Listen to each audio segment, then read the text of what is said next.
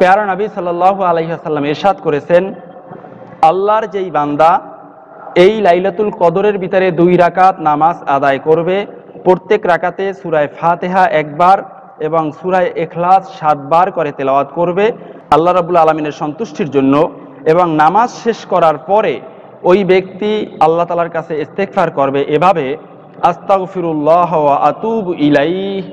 এই কালিমার মাধ্যমে যেই বান্দা 70 বার ইস্তেগফার পড়বে, ওই বান্দাকে আল্লাহ রাব্বুল আলামিন কি করবেন, কি ফজিলত দেবেন, ফালা ইয়াকুমু মিন মাকামিহি হাত্তা ইয়াগফিরুল্লাহু লাহু ওয়ালা ওয়ালি আবওয়াইহি। ওই বান্দা এই আমল করার পরে ওই জায়গা থেকে ওঠার আগেই আল্লাহ রাব্বুল আলামিন ওই বান্দার সারা জিন্দেগীর গুনাহকে মাফ করে দিবেন, এর সাথে সাথে ওই বান্দার পিতামাতার গুনাহও মাফ করে দিবেন। সুবহানাল্লাহ।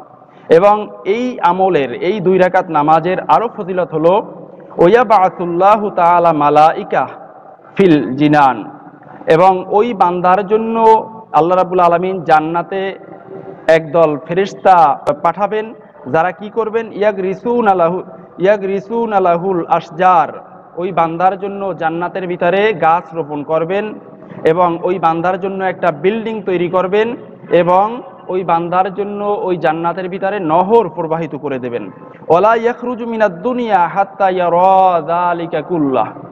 প্যারা নবী সাল্লাল্লাহু আলাইহি ওয়াসাল্লাম ইরশাদ করেছেন, যেই বান্দা আল্লাহর সন্তুষ্টির জন্য এভাবে করে 2 রাকাত নামাজ পবিত্র লাইলাতুল কদরে আদায় করবে, ওই বান্দাকে আল্লাহ তাআলা জান্নাতে এই যে ফজিলতগুলো দান করলেন, এই জান্নাতে তার এই অবস্থানগুলো, তার এই ফজিলতগুলো দেখার আগে ওই বান্দার জান কবজ হবে না।